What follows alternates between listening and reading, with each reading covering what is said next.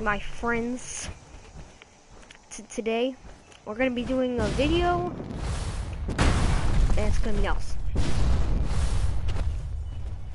We're gonna do something else than Skyrim because Skyrim kind of sucks now because it's getting a bit boring. So I decided to freshen it up with this, some Fallout 4. Getting ready for Fallout 76 though. But the only way I'm gonna be really able to read the creepypastas is by watch this very closely.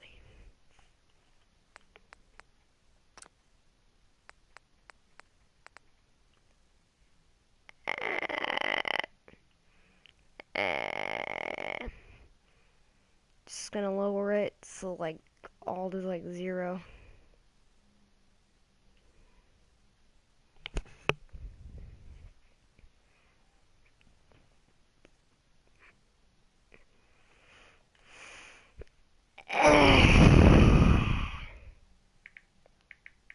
Hold up. BRB.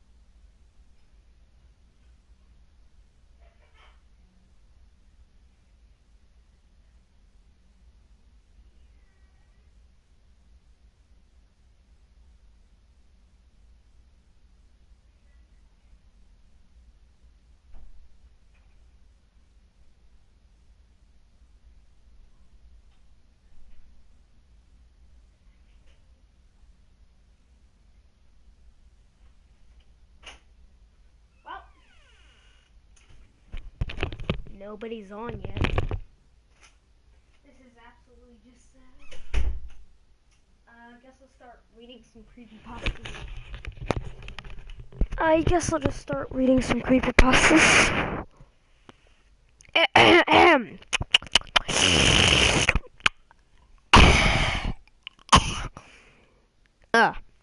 Alright. I guess I'll get this ready. While playing. This is going to be pretty hard to read while playing, but I'm going to try it. See what I can do. Alright. 3, 2, hold on. The frick is it doing? 1. Okay.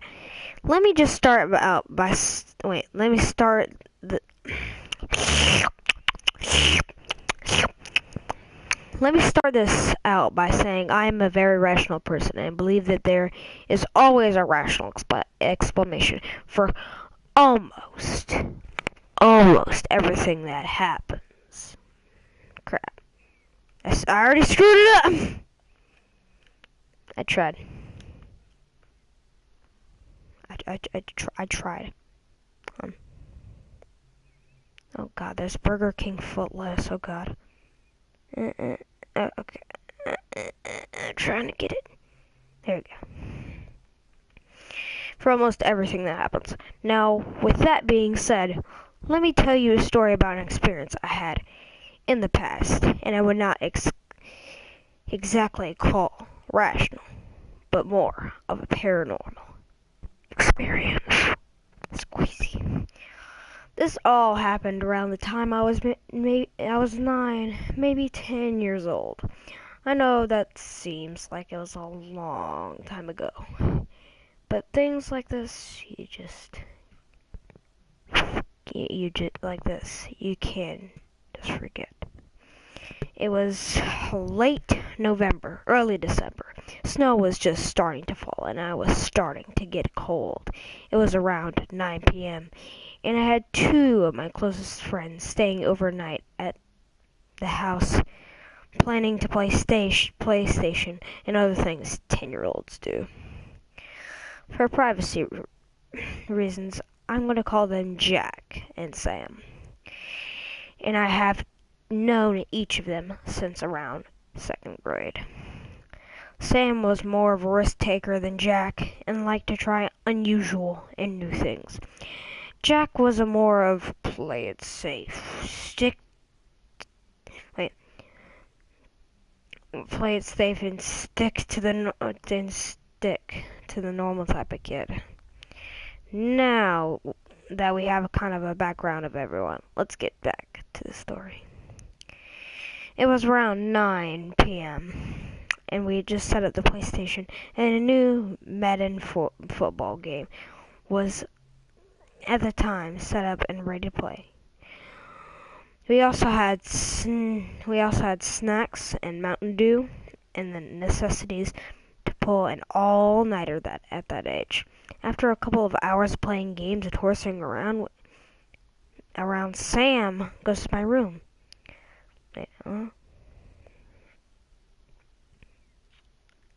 And goes to my room to get something from his bag that he had brought over with his clothes and etc. in it. After a few minutes, he came back out to the living room where we were set up and asked if he'd like to try something new and fun. As he said this, he slowly brought out a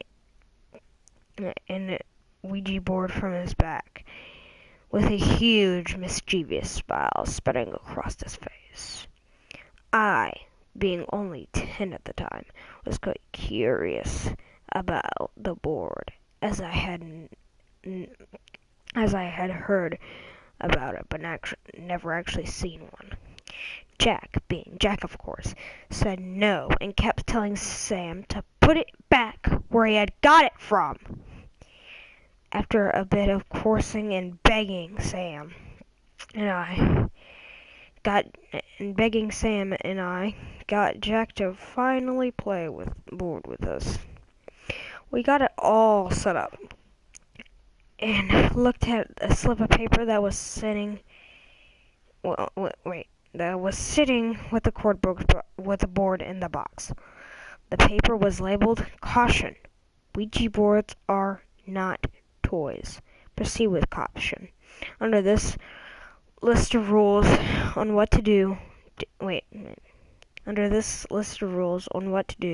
and not to do with the board, we read a few of the ones that seemed the most important, and then proceeded to finish setting up the board for use. Now, this is a warning I extend to whoever is reading this.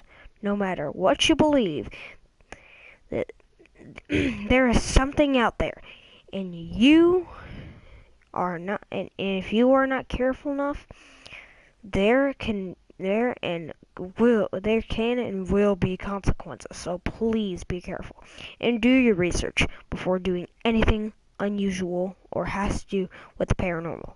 After a bit of going over some of the rules and reading the instructions on how to begin use with the board. Hold on, I gotta take a break real quick.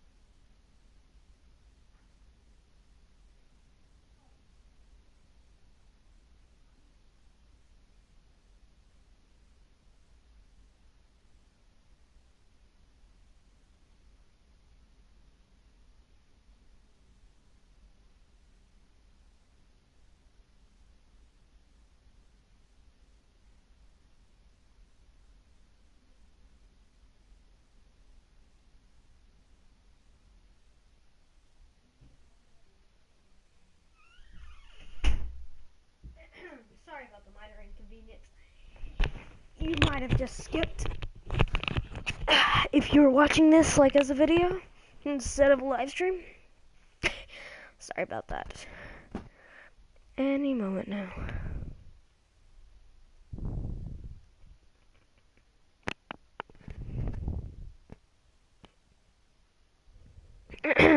We all began by placing our fingers on the planchette, whatever, and looking at each other nervously. Jack kept pleading to just go play some more Madden, but Sam kept insisting. He stayed there for just a few minutes to see what happened. He agreed with seemed to be getting more and more nervous about after every second that went by. We designed Sam as the median, or the person who asked questions, so he began asking, "Are there any spirits in this room that would like to come and speak to us? Please communicate by using the board only." We waited a few more minutes before he asked again. We waited. Nothing happened.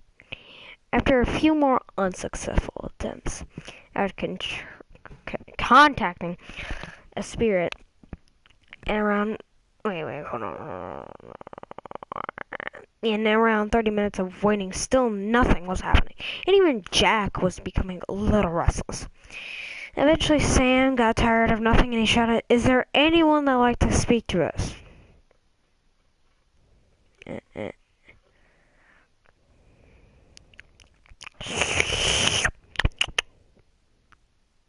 This time, after a couple of minutes, the planchette started to move towards yes. It was almost as if the planchette was going at a slow crawl towards the yes. As it took almost 45 seconds for this to happen, Sam had a huge grin on his face. As this was all happening, and you could see the unease in Jack, as his eyes seemed to be popping out of his eye sockets. As he stared in disbelief at the board, I looked up at Sam and asked if he was moving it, and he said no. Then I asked Jack, and he muttered a supple no under his breath, still in shock at what was happening. After a minute of asking who was moving it, Sam decided to ask another question. This time he asked, "Can you tell us your name?" After a few minutes, the planchette slowly moved to the letter T, then to the H, then to A, then to Z. "Vaz? That's your name?" Sam asked delightedly, as the thought of talking to a spirit. The planchette moved to yes, and stopped. Jack Point seemed more amused than afraid of the board, and whoever or whatever was talking to us. After a few more simple questions like, "Are you male or female?" "No, I'm a pineapple." Anyway. And a favorite food, an animal, and anything a 10-year-old can think of was asked. Sam asked, Are you a good or an evil spirit?" After a few seconds, the planchette started to move towards no. It stopped. We all looked at each other with a sheer uneasy feeling in our eyes. "No," I asked quickly. The planchette then moved to yes. Again, we all looked at each other with an unease, as Sam then asked, "What do you mean by no?" The planchette then slowly spelled out the words, "No, spirit." Jack at this point stared at the board, slowly starting to freak out and begging Sam to let him leave. But Sam told Jack to man up and made him continue to play. Sam then asked, Sam then asked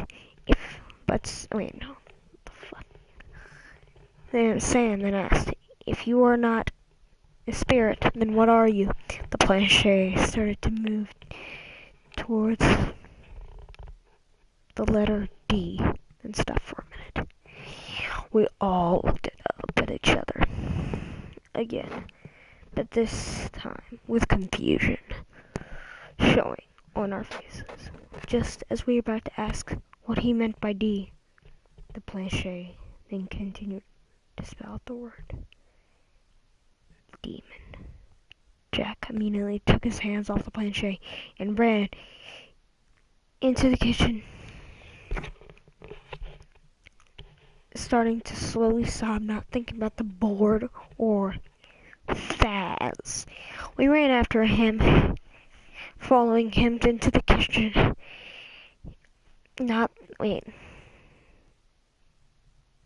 After him falling into the kitchen, trying to calm him down.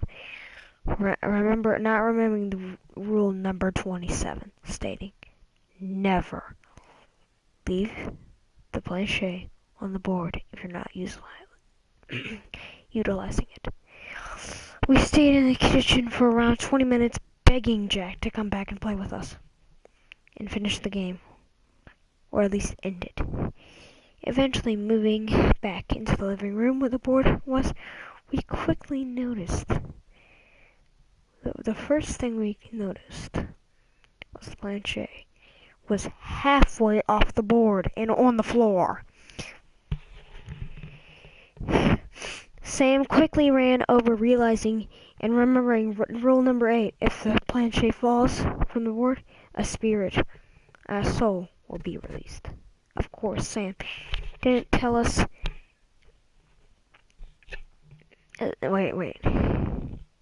Sam didn't tell us and just asked if we could end the game. We all agreed and quickly asked if we could say goodbye, and the planche moved on to no. After a few more times, we eventually forced the planche to goodbye, and we left the board on the ground. And we went to the couch and talked about what we had experienced for around an hour before finally calming down. It was around 4 a.m. by the time we all decided it had been a long night. It was time to head to bed. Well, no one is here. Anyways. I woke up in sweat around 6 a.m. and woke Sam and Jack and told them I just had a dream about a small 8-year-old boy that was running back and forth for what felt like hours. They told me it was just a weird dream and I should go back to bed, as we were all still really tired. We woke around noon at the sound of a loud banging noise, and realized it was my dad knocking on the door and to unlock it and let him in. We didn't speak about this experience again. We put the Ouija board away in the box and put it in the corner in the attic, since no one ever went up there. It was full of old boxes and spiderwebs and nasty things.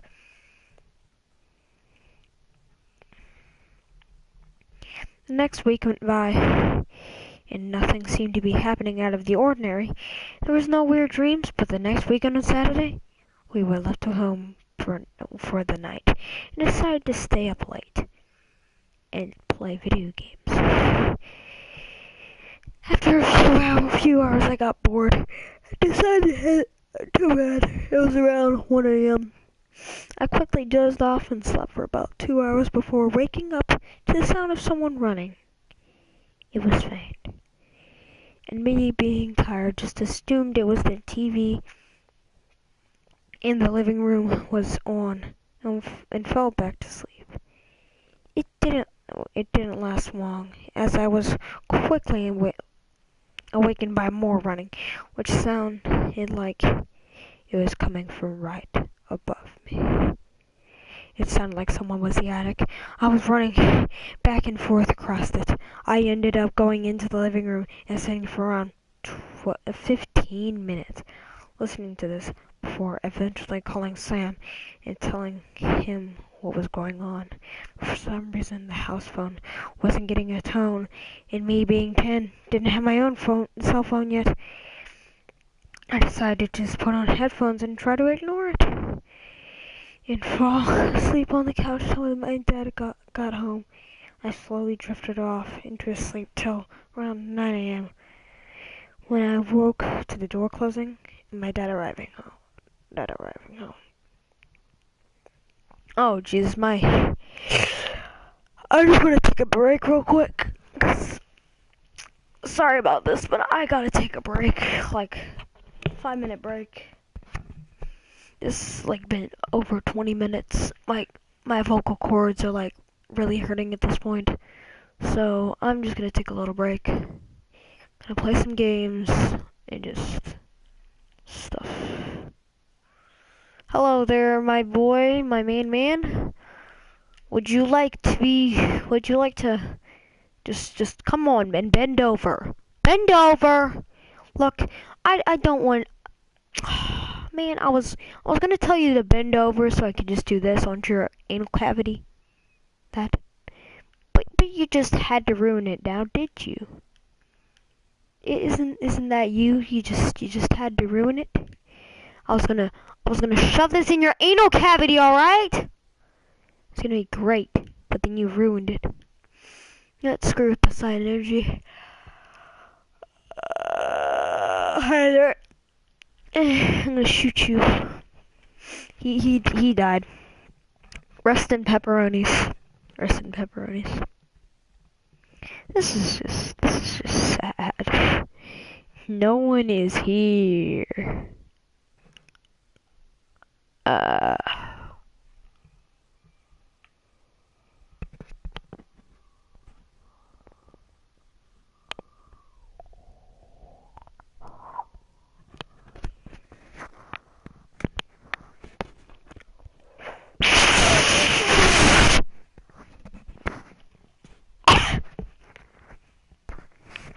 I'm bored.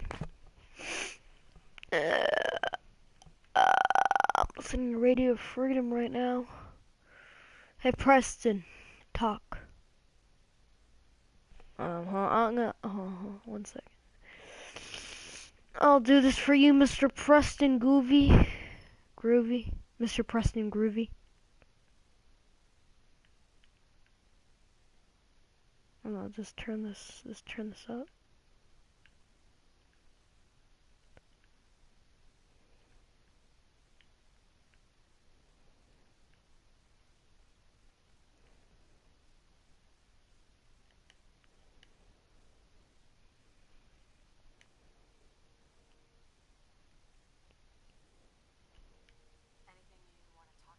Alright, that is like really, really terrible. I'm just gonna turn it all the way up for now. Cause that is like just so quiet you can't even hear it.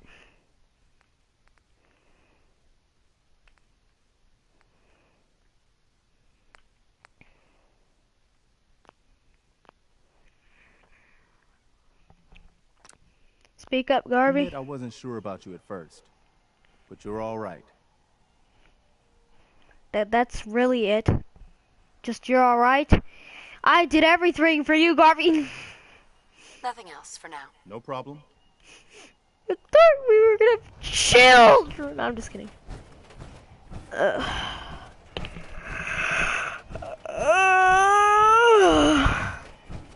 As you can see, that was like half of the crappy pasta. This is just sad at this point. Ooh, is that a lighthouse? Let's. I shot it and I hit it. I did not miss this time. I tried to miss. I really did, but I didn't miss.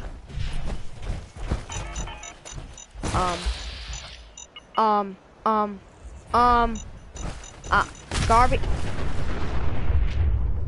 I tried to warn you. Wait, so I can just do this at any time?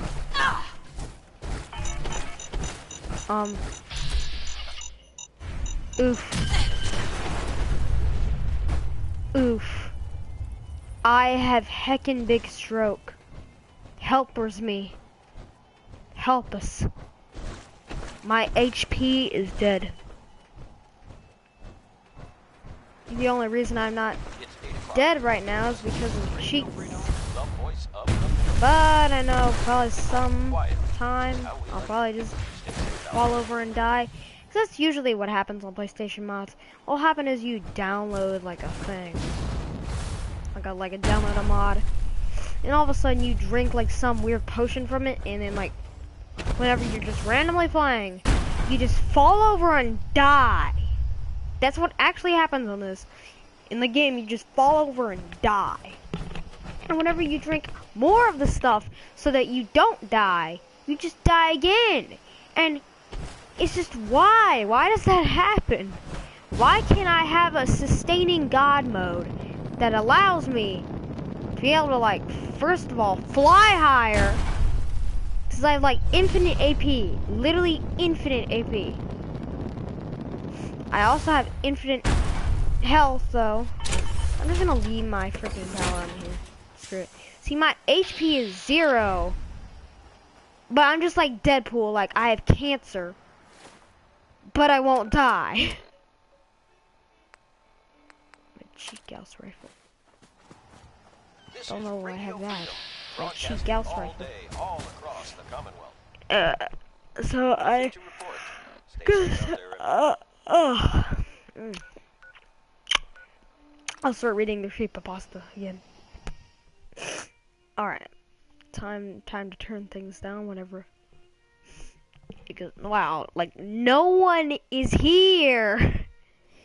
This is just sad. I'm gonna try to ask Geardo to see if he'll come on the stream. Just to watch, because I'm just sad at this point. There's no point. But I mean, like I do want to finish this creepypasta, but at the same time, I'm just like, no one's here. What's the point?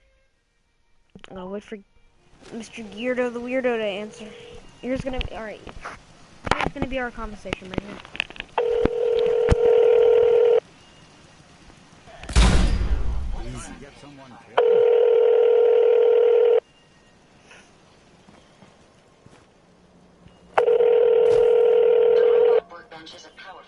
It's such a relief not to have to worry about the Institute anymore. It sure is.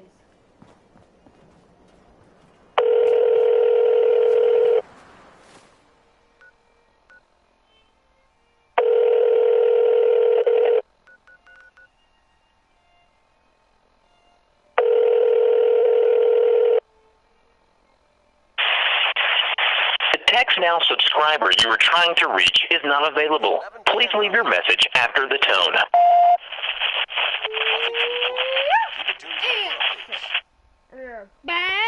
Bad boy.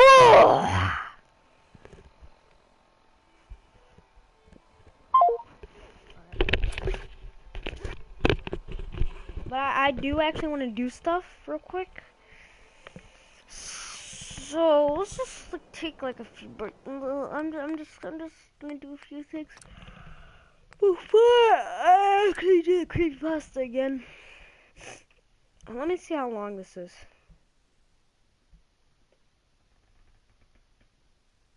Oh, it's only a few more things wrong. Alright. Alright, if it would just go up again.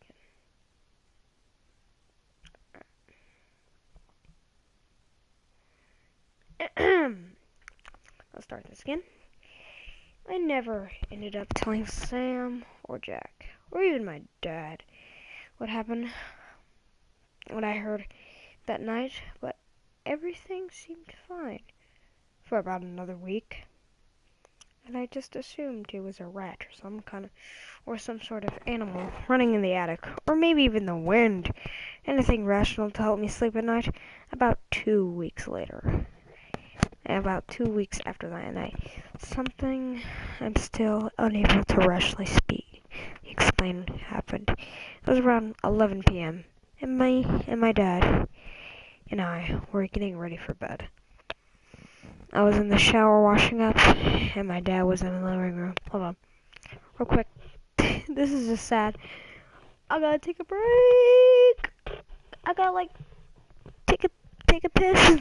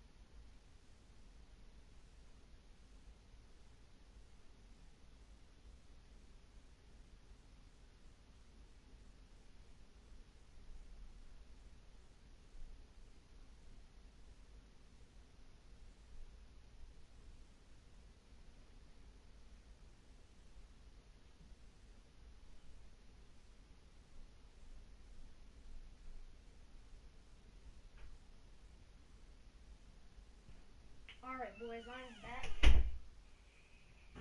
Sorry about like the breaks I've been having to do, but that's just the thing that we humans do.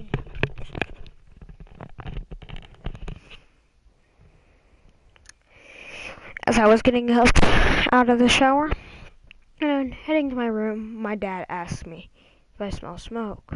I took a few sniffs and realized it smelled like something was burning. I told him this and started to look in the basement and kitchen everywhere while I got dressed. After I came out of the room and clothed and confused, he told me to help him move a dresser under the attic entrance. I did, and he asked me to look if there was a fire in the attic. I climbed up on top of the dresser, which was almost as tall as me already, and then opened the slab of the ceiling that led into the dark room of the attic. I poked my head in, realized the smell was much greater, and then started to look around. As my side crossed the corner of the attic, which we had hid the board in only 3 weeks earlier. I noticed it seemed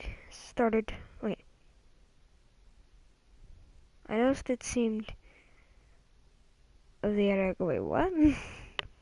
What? Wow. I'm just saying, creepypasta.com, you got really bad grammar. Now, whenever I say like something grammar wrong, grammar Nazis don't come over to me and say, you did that wrong. No, it's creepypasta.net. I mean, not creepypasta.com. Alright, anyways. Wait. We had the board, and only 3 weeks earlier, I noticed it seemed to be darker than the rest of the corners. I realized the more I looked at the corner, the easier it was to see. And I swear, for just a second, I saw a small Ouija board. Wait, the hell? Sorry.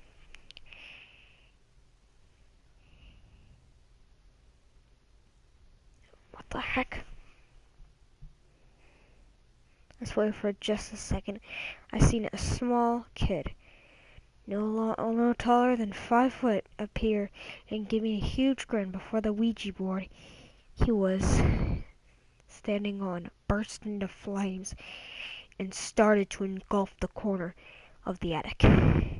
I shouted for my dad and told him the house was on fire and we needed to leave, which he did. And then we called the fire department, who came and put out the fire. Only after it had burned away the side of the house and part of the roof. After we were allowed to return to the house and receive our belongings, I went to the attic and looked at the corner, seeing that the Ouija board didn't have a single burn mark on it. I decided to do what any normal 4-year-old, 10-year-old would do, and I threw it away. And I hoped I would never have to see it again. This experience has changed my entire outlook on the paranormal, and anything that can be rationally explained may be not rational at all. Ugh!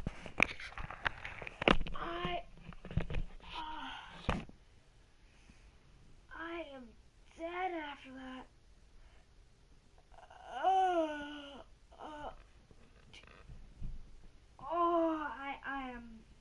I am dead right now. Oh God.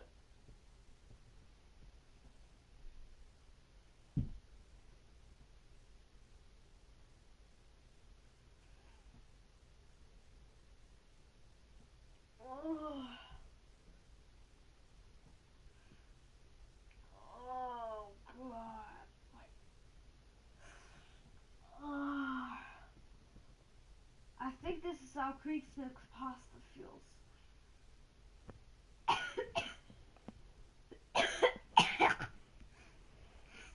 Except he does videos where there's like cuts in it, so. But I think I'll leave the video here. The broadcast here, because no one's on here, so that's the thing.